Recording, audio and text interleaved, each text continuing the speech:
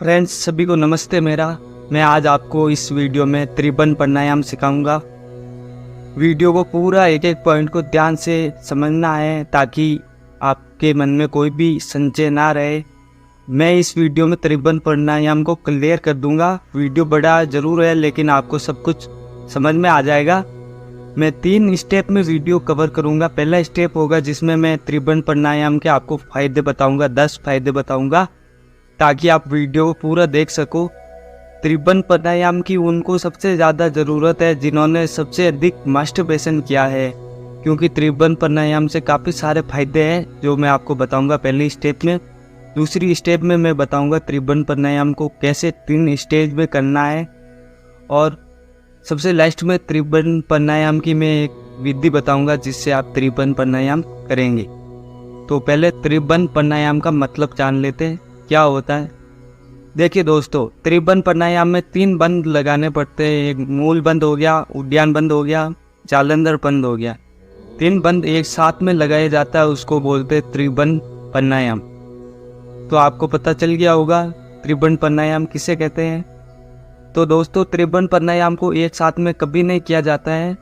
पहले 40 दिन तक अलग अलग बंद, तीनों बंदों को अलग अलग विधि से किया जाता है। फिर लास्ट में 40 दिनों के बाद में त्रिबंध प्राणायाम को परफॉर्म किया जाता है। तो अनेक यूट्यूबर्स ये बताते हैं कि त्रिबंध प्राणायाम में तीनों लॉक्स एक साथ में लगाकर किया जाता है, लेकिन वो गलत है। उनसे वो जिस तरीके से फिर ऑडियंस परफॉर्म करती है एक साथ में, तो उनको वैसा लाभ नहीं मिलता। इसलिए 40 दिन तक आपको अलग अलग अभ्यास करने हैं, अलग अलग लॉक का अलग अलग अभ्यास करना है। तो मैं बताऊंगा आपको। अभी फ़िलहाल जानते हैं त्रिबंध प्राणायाम के फायदे। तो फ्रेंड्स, अब मैं आपको बताने जा रहा हूँ त्रिबंध प्राणायाम के 10 फायदे। तो स्टेप 1 वीडियो का है जिसमें मैं त्रिबंध प्राणायाम के फायदे बताऊंगा। तो पहला फ़ायदा जान लेते हैं। पहला फ़ायदा ये है कि सुपर ह्यूमन क्वालिटी आती है। त्रिबंध प्राणायाम को परफॉर्म करने से व्यक्ति में सुपर ह्यूमन क्वालिटी आती है। दूसरा फायदा ये होता है कि त्रिनेत्र खुलने में मदद मिलती है। त्रिबंध प्राणायाम रेगुलर अभ्यास करोगे तो उससे आपका त्रिनेत्र खुल जाएगा। आपके अभ्यास पर डिपेंड करता है। और तीसरा जो फायदा है, देखिए दोस्तों, मानव शरीर में 70 अरब सेल्स व कोष होते हैं, उनको नया जीवन प्रदान करता है।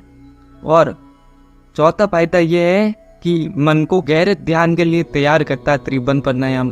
जब आप त्रिबंध प्राणायाम करते हो तो उससे आपकी श्वास जो स्मूथ हो जाती है, फिर आपको ध्यान करने में बहुत मदद मिलती है। इसलिए त्रिबंध प्राणायाम सभी को करना चाहिए। आगे बढ़ते हैं। छठा फायदा ये है कि त्रिबंध प्राणायाम जीवन भर आरोग्य शक्ति प्रदान करता है, ताकि आप जीवन भर जवान बने रहते हैं। आपके अंदर एनर्जेटिक आपको फील होता रहता है।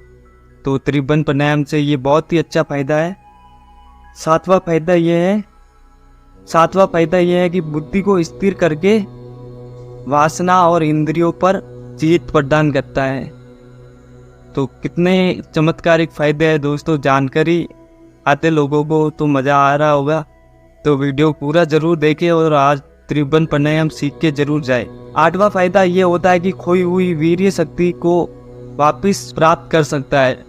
त्रिबंध प्राणायाम से ये बहुत ही अच्छा फायदा मिलेगा। जो लोग मास्टरबेशन कर चुके हैं, वीर्य शक्ति खो चुके हैं बहुत सारी, तो त्रिबंध प्राणायाम करने से आप खोई हुई वीर्य शक्ति को वापस अर्जित कर सकते हो। तो ये बहुत ही अच्छा फायदा है, आपको करना चाहिए अभ्यास इसका। तो सीखिए आगे। जब कोई व्यक्ति परेशान हो जाता है, इस जीवन से हार जाता है, तो वो अगर ये प्राणायाम करे तो उसको नई ऊर्जा, नया आनंद और नया जोश जीवन के प्रति प्राप्त होता है, ताकि वो जीवन में आगे बढ़ता है आनंद के साथ में। तो ये बहुत ही अच्छा फ़ायदा, कितना चमत्कारिक फ़ायदा है।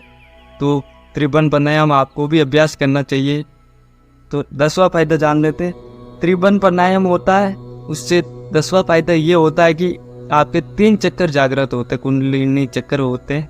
पहला चक्कर विशुद्धि चक्कर होता है जो कि यहाँ पे होता है, कंठ में विशुद्धि चक्कर जागृत होता है। दूसरा चक्कर मणिपुर चक्कर जो कि आपकी नाभि में होता है, नाभि के केंद्र में विराजमान होता है, वो चक्कर जागृत होता है। और तीसरा चक्कर जो जागृत होता है वो मूलाधार चक्कर, जो कि आपके दोनों गुद्दा द्वार और पेशाब करने की जगह होती है उनके बीच की जगह पे स्थित होता है मूलाधार चक्र। तो ये 3 चक्र जागृत होते हैं। तो आपने ये 10 चमत्कारिक फायदे जाने, अब हम सिखाएंगे आपको त्रिबंध प्राणायाम। तो वीडियो पूरा जरूर देखें। वीडियो बड़ी जरूर है लेकिन मैं आपको आज ये सिद्ध कर दूंगा कि आपको इस वीडियो के बाद में दूसरी वीडियो देखने की ज़रूरत नहीं पड़ेगी। तो वीडियो अच्छी लगे तो लाइक करना। तो दोस्तों ये स्टेप 2 है वीडियो का। इसमें मैं आपको बताऊंगा त्रिबंध प्राणायाम आपको किन स्टेप में करना है 40 दिनों तक। तो दोस्तों स्टेप 1 में आपका स्वागत है। इसमें हम करेंगे मूल बंध प्राणायाम। मूल बंध प्राणायाम मैं आपको प्रैक्टिकल करके दिखाऊंगा। तो आप स्क्रीन पे देख सकते हो किस प्रकार। तो आपको मूल बंद करने से पहले ध्यान रखना है अनुलोम विलोम या नाड़ी शोधन प्राणायाम करना है, जिससे आपकी श्वास जो स्मूथ हो जाएगी। फिर आपको मूल बंद करने में बड़ी आसानी होगी। अगर आपको नाड़ी शोधन प्राणायाम नहीं आता है तो कमेंट में बताना, मैं आपको अलग से वीडियो बना के डाल दूंगा। और आप इसकी जगह पे अनुलोम विलोम भी कर सकते हो। तो मूल बंद करने से पहले आपको नाड़ी शोधन प्राणायाम करना है। फिर आपको पद्मासन में बैठ जाना है, स्ट्रेट एकदम सीधा बैठ जाना है। फिर एक गहरी श्वास भरनी है अंदर। गहरी श्वास भर के आपको अपने गुद्दा द्वार और पेशाब करने की जगह को अंदर की तरफ खींचना है, मतलब लॉक करना, संकुचित करना है। और कोशिश करना है 1 मिनट तक आप अंदर ही श्वास को रोकना है और लॉक करके रखना है। और लॉक करते समय आपको ये सोचना है कि मूल बंध से आपके मूलाधार चक्र है जो जागृत हो गए हैं और आपकी वीर्य शक्ति आपके मेरुदंड में रेंगती हुई ऊपर उठ रही है और सहस्त्रार चक्र में जा रही है। तो ऐसा चिंतन करना है मन में और 7 बार इस प्रोसेस को करना है। श्वास को गहरी श्वास भरनी है, गुद्दा द्वार और पेशाब करने की जगह को संकुचित करना, खींचे रखना, लॉक करना है। शुरू में आपको थोड़ी परेशानी होगी, टाइम कम लगेगा तो चलेगा, लेकिन 1 मिनट तक अंदर श्वास रखना है और लॉक करके रखना है। फिर श्वास को बाहर छोड़ के 20 सेकंड तक बाहर श्वास रोक के रखना है। फिर 20 सेकंड तक श्वास को नॉर्मली चलते रहने देना है। जिस प्रकार नॉर्मल श्वास हम कैसे लेते हैं उस प्रकार 20 सेकंड तक श्वास नॉर्मली चलते रहने देना है। तो आप समझ गए होंगे। इस स्टेप को आप 7 बार कर सकते हो। ये मूल बंद हो गया। तो आपको मैं फिर से एक बार बता रहा हूँ, गहरी श्वास भरना है और पेशाब करने की जगह को और गुद्दा द्वार को संकुचित करना, लॉक करना है और 1 मिनट तक होल्ड करके रखना और मन में सोचना है कि मूल बंध से आपके मूलाधार चक्र है वो जागृत हो गए हैं और आपकी वीर्य शक्ति है जो आपके मेरुदंड में रेंगती हुई ऊपर उठ रही है। ऐसा चिंतन करना है। तो ये हो गया मूल बंद। अब हम उद्यान बंद की बात करेंगे। तो उद्यान बंद में आपको ये प्रोसेस है, सेम की सेम प्रोसेस है। इसमें भी आपको श्वास भरना है और मूल बंद में हमने पेशाब और गुद्दा द्वार को संकुचित किया था। उद्यान बंद में आपको अपने पेट को अंदर की तरफ खींच के लॉक करना है, अपनी नाभि को अंदर खींचे रखना है, गहरी श्वास भरनी है और अपने पेट को पीछे खींचे रखना है अंदर की तरफ। फिर आपको इसमें भी 1 मिनट तक श्वास को रोक के रखना है और ये सोचना उद्यान बंद से मेरा मणिपुर चक्र जो जागृत हो गए हैं, जिससे मेरी वीर्य शक्ति को ऊपर उठने में मदद मिल रही है और मेरे पेट संबंधी सारे रोग जो है समाप्त हो गए हैं। इस प्रकार आपको चिंतन करना है। फिर श्वास को बाहर छोड़ना है, 20 सेकंड तक बाहर ही रोकना है श्वास को। फिर उसके बाद 20 सेकंड तक नॉर्मल चलने देना है। फिर आपको फिर श्वास भरना है। फिर 1 मिनट तक अंदर होल्ड करना है, नाभि को खींचे रखना, पेट को अंदर की तरफ। इस प्रकार आप 7 बार करेंगे। ये सेम प्रोसेस है सभी तीनों स्टेप में। तो दोस्तों अब जो आखिरी जो बंद है जालंधर बंद, वो बता देता हूँ वो कैसे करना है। देखिए दोस्तों, गहरी श्वास भरनी है और अपनी ठुड्डी को, अपनी चेस्ट को टच करना है। आप वीडियो में देख सकते हो किस प्रकार।